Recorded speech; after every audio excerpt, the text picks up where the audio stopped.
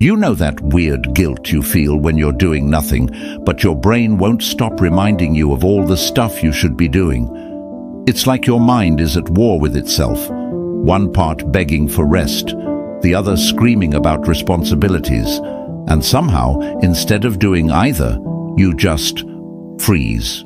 You don't move, you scroll, you promise yourself just 5 more minutes, but 5 becomes 50, and suddenly the day's gone. Sound familiar?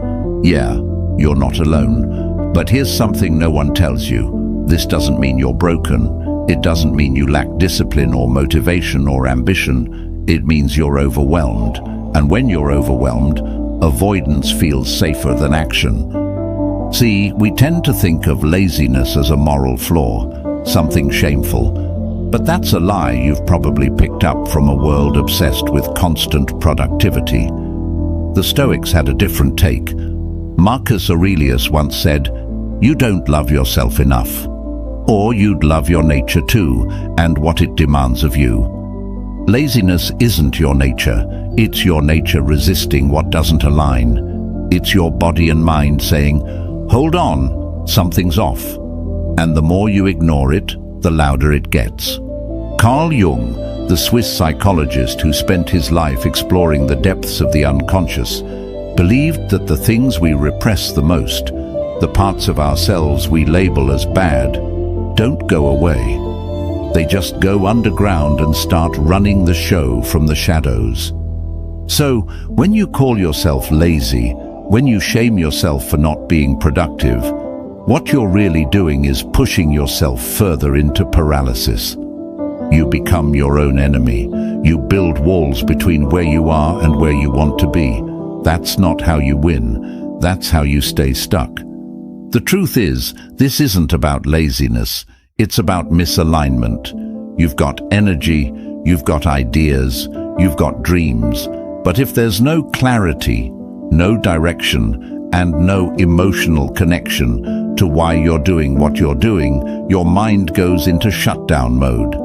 It's not rebellion, it's self-preservation. The mind avoids what it finds meaningless, and the body follows suit. Seneca once warned, "He who is everywhere is nowhere." When your focus is scattered, your energy disappears with it. You're not lazy, you're unfocused, undirected, misaligned, and that's fixable. So let's strip away the labels. Let's stop calling it laziness and start seeing it for what it really is, a sign. A sign that your system needs realignment, that your goals need clarity, that your energy needs a target. And once we do that, once we stop blaming ourselves and start working with ourselves, everything changes. This isn't about hype or hustle culture. It's not about grinding or shaming yourself into motion. It's about learning how to move with intention, to align your actions with your nature, to become someone who acts because it matters, not because you're scared to fall behind. We're about to walk through 6 strategies that do just that, real tools that help you reset your rhythm, shift your mindset, and take back control. Because when you understand the real reason behind your so-called laziness, you stop fighting yourself and you start moving forward. And if you find even a little value in what we're building together here, there's one simple free way you can support it. Just hit that subscribe button.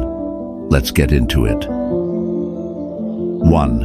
Stop calling yourself lazy. How often do you catch yourself saying, "I'm just lazy," almost like it's a permanent part of who you are? Most people don't even realize it, but that one sentence, it's not harmless, it's heavy, it's like branding your own forehead with defeat before you've even begun. And your mind, it takes notes. Carl Jung once said, "You are what you do, not what you say you'll do." But I'd add, you also become what you keep telling yourself you are. So if you keep repeating that label, don't be surprised when your actions start matching it. Your brain listens closely, and it starts building an identity around your words. Here's the truth no one told you in school. Laziness isn't a personality trait. You weren't born with it. You didn't come out of the womb deciding to hit snooze on life. What we call laziness is usually something else wearing a disguise: fear of failure, fear of starting, exhaustion, lack of clarity, burnout, resistance. Call it what it really is, and it loses its grip, but call it your identity. You just gave it power it never deserved. The Stoics had a powerful way of cutting through this kind of mental fog. Epictetus reminded us that it's not things that disturb us, but our judgments about things. The problem isn't the fact that you didn't feel like getting out of bed today. It's that you judged it as laziness, and then attached that to your sense of self. What if instead you paused and said, "I'm feeling resistance today, but I'm not defined by it"? That slight shift changes everything. Identity is a mirror. If it's cracked and distorted with self-deprecating labels, your reflection will never look strong, capable, or ready. But if you clean that mirror, remove the labels, you start seeing yourself differently. And when your self-image changes, your behavior follows. It's not magic, it's psychology. It's identity-based habit formation, and it works both ways. Keep calling yourself lazy, and you'll unconsciously act like someone who procrastinates, avoids discomfort, and settles. But flip the script. Tell yourself, "I take action, even when it's uncomfortable," and you start building proof of that in small ways, every day. You're not lazy, you're not broken, you've just picked up a label that doesn't belong to you, and it's time to set it down. So the next time that voice creeps in, challenging your worth, ask yourself this: would I say this to a close friend? If the answer is no, then stop saying it to yourself. You're not your worst day. You're not the missed deadline, or the skipped workout, or the pile of unread emails. You're someone who's learning, growing, evolving, someone who's capable of change. And that shift, that little decision to stop calling yourself lazy, it's not just a feel-good affirmation, it's the first domino, because when your self-talk changes, your mindset follows. And when your mindset changes, your actions do too. Change your words, and you start changing your life. Simple as that. 2. Clarity kills procrastination. Have you ever opened your laptop to get things done, only to stare blankly at the screen, suddenly unsure what done even means? You check your to-do list, scroll for a bit, maybe reorganize your desktop for the 10th time this week, and before you know it, an hour's gone, and nothing's moved forward. Sound familiar? That's not laziness, that's confusion in disguise. Most people aren't unmotivated, they're unfocused. It's not that you don't want to act, it's that you don't know exactly what to act on. Clarity, or the lack of it, is the real driver behind whether you move or stall. Here's the thing, your brain is a goal-seeking machine, but it's like a GPS. If you punch in "somewhere better," it's going to freeze. It doesn't know what that means.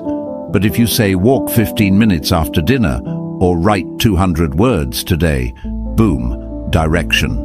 Now your mind has a target, and targets give energy purpose. Vague goals drain us. Clear goals energize us. The Stoics understood this. Marcus Aurelius wrote, "If you are distressed by anything external, the pain is not due to the thing itself, but to your estimate of it." A blurred goal is an internal fog that distorts your effort and makes everything feel heavier than it is. And this clarity thing, it's not just motivational fluff, it's neuroscience. When your brain sees a small, specific task, it releases dopamine as a little "go get it" signal. That's why we love checking things off lists. That little buzz, it's momentum. Carl Jung talked about the concept of individuation, bringing the unconscious into consciousness. You can't change what you haven't made clear. Same goes for action. You can't move toward a future that's vague. You need to define it before you can step into it. Think about the difference between saying, "I want to be productive," versus, "I'm going to clean the kitchen counter right now." One feels like pressure, the other feels like progress. The key: break your big, scary intentions into micro moves. Forget "get in shape." Say, "I'll fill up my water bottle and do 5 squats." Forget "write a book." Say, "I'll write 1 paragraph about what I'm feeling today." When the path looks clear, even small steps feel powerful. And don't fall for the trap of thinking small means insignificant.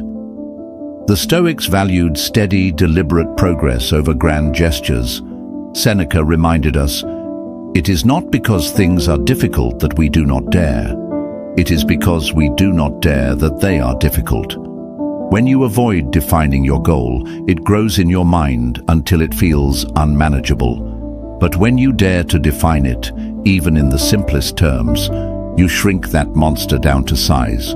So if you're stuck, overwhelmed, spinning your wheels, pause and ask, "Do I actually know what I'm trying to do?" If not, get laser clear.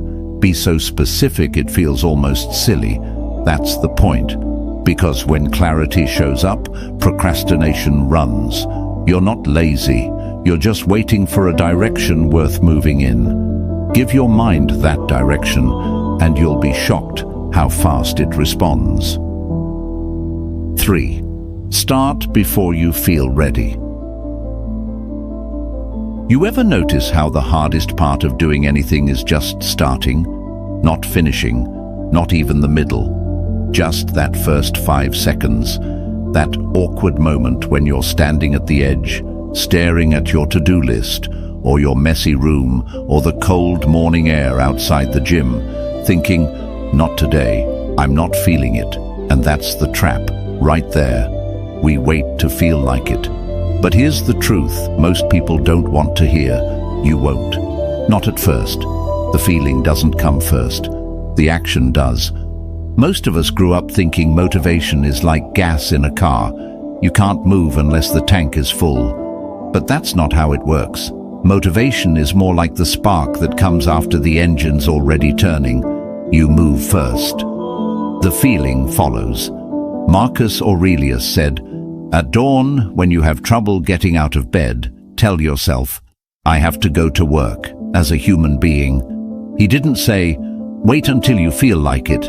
He said, "Go, show up, do the thing, even if your body resists, especially then." Carl Jung, too, believed in the power of doing before understanding. He wrote, "You are what you do, not what you say you'll do." There's something deeply psychological about this.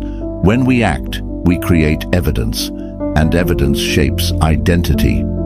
So when you get up and take one small action, no matter how tiny, you prove something to yourself. You show your brain, "I am someone who moves, even when I don't want to." That shift, that proof, is how motivation is built. Think about brushing your teeth. Do you feel inspired every morning to do it? Probably not. But you do it anyway. Why? Because it's automatic. You don't negotiate with it. You don't overthink it. You just do it. That's the energy you need to bring into everything else. Action without drama.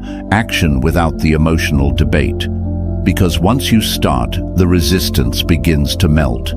Let's keep it practical. Use the 5-second rule. The moment you hesitate, count down to 5 and just go. Don't give your brain time to talk you out of it. Open the laptop, put your shoes on, stand up, send the email. Do the first 30 seconds of the thing you're avoiding. That's all it takes to shift from stuck to in motion. And no, it's not going to feel amazing at first. It might feel awkward, forced, even a little clunky. But that's okay. Starting isn't about perfection, it's about movement. Once you're moving, everything gets easier. The task becomes clearer, your mind sharpens, the fog lifts. Action creates clarity, action creates confidence, and most importantly, action creates momentum. And momentum, that's the antidote to laziness. 4. Your environment is sabotaging you. Ever wonder why some days you feel sharp, focused, unstoppable, while others feel like you're walking through molasses with ankle weights on? The answer might not be your mindset, it might be your environment. See, we love to think success is all about willpower, grit, discipline. But the truth is, even the strongest mind can't thrive in a space that's quietly working against it. If your surroundings are chaotic, your mind will be too. If your phone's pinging, your TV's talking, your desk is cluttered, and your space feels more like a crash site than a launch pad, your brain isn't lazy, it's overwhelmed. The Stoics would have been the first to call this out. Seneca said, "No person hands out their money to passers-by, but to how many do each of us hand out our lives? We're tight-fisted with property and money, yet think too little of wasting time." Distractions are the modern version of time theft.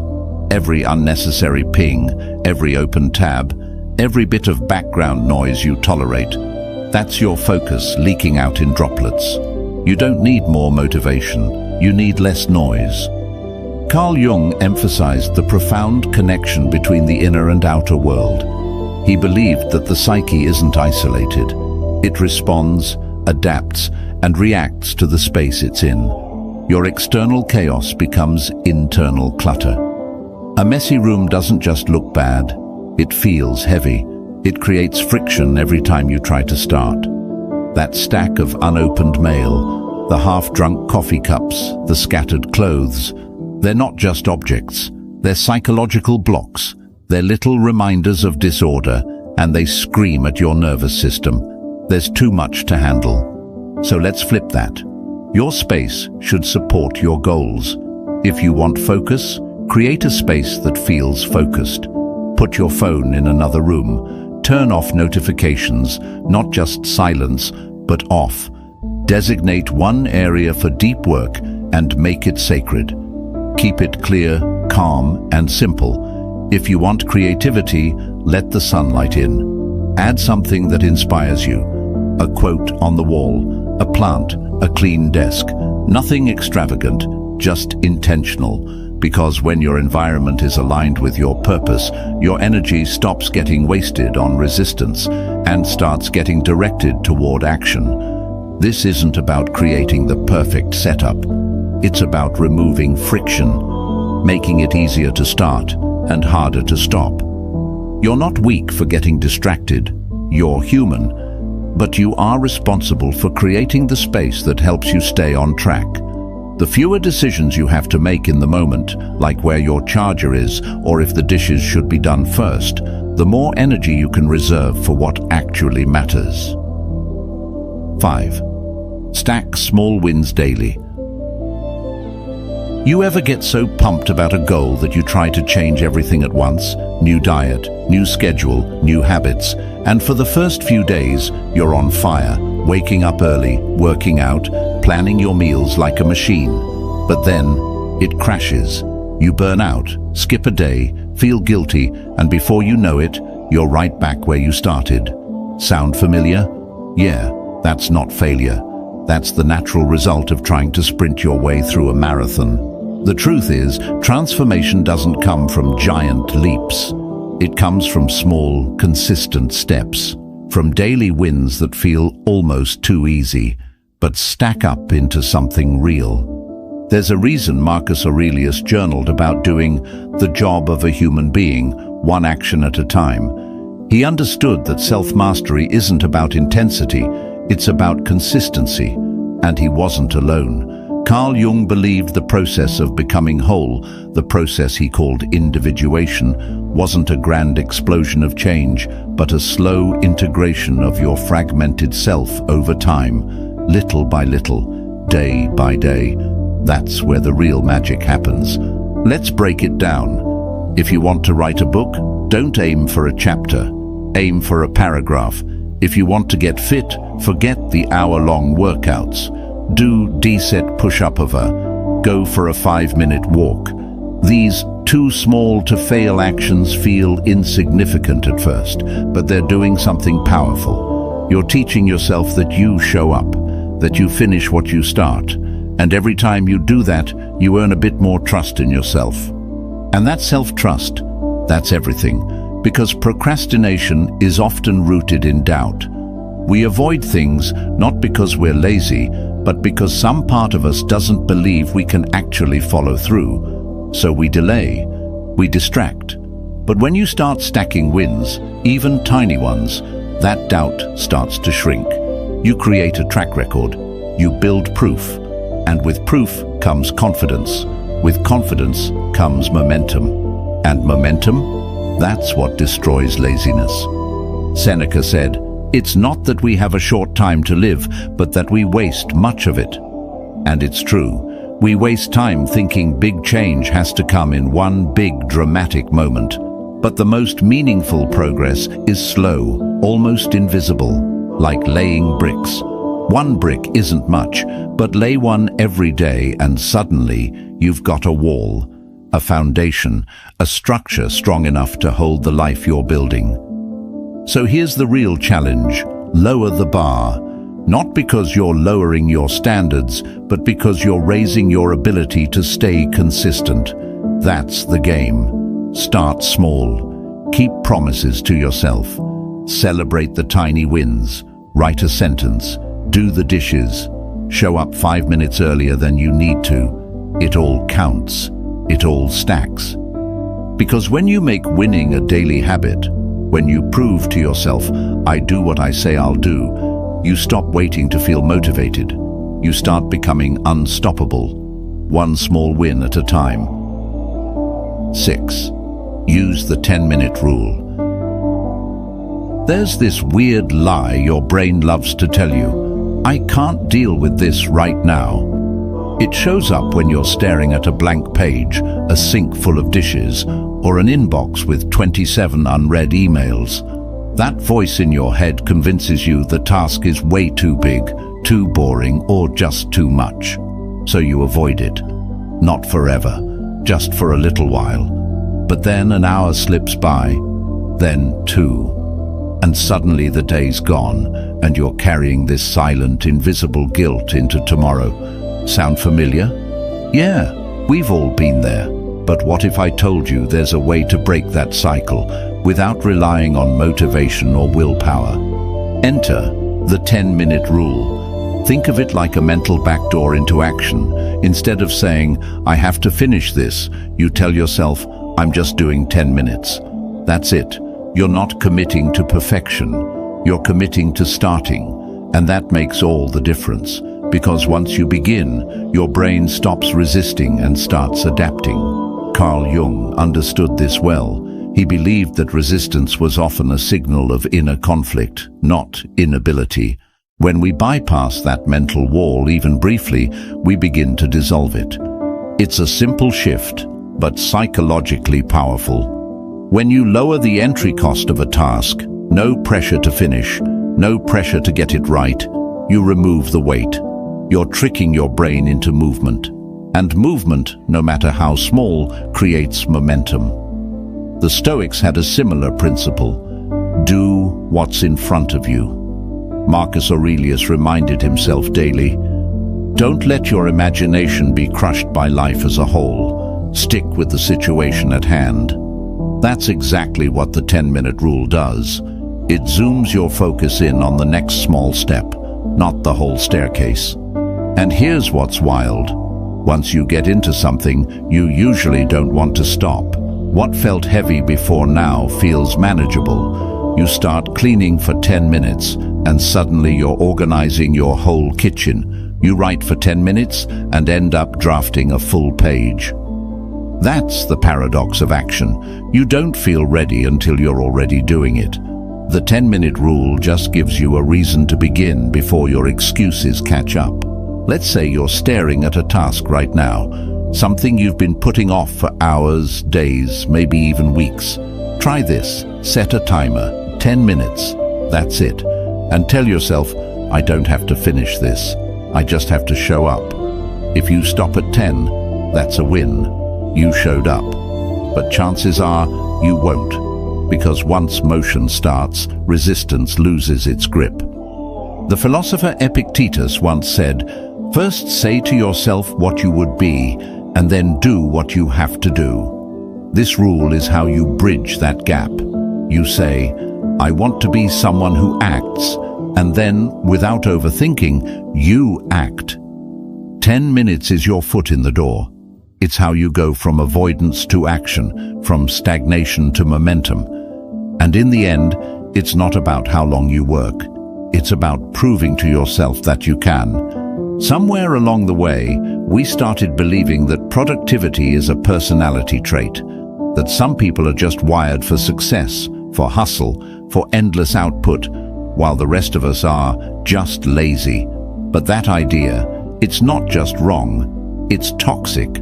Because the truth is, no one wakes up automatically disciplined. No one is born knowing how to beat resistance, overcome procrastination, or master their habits. These are skills, not genetics.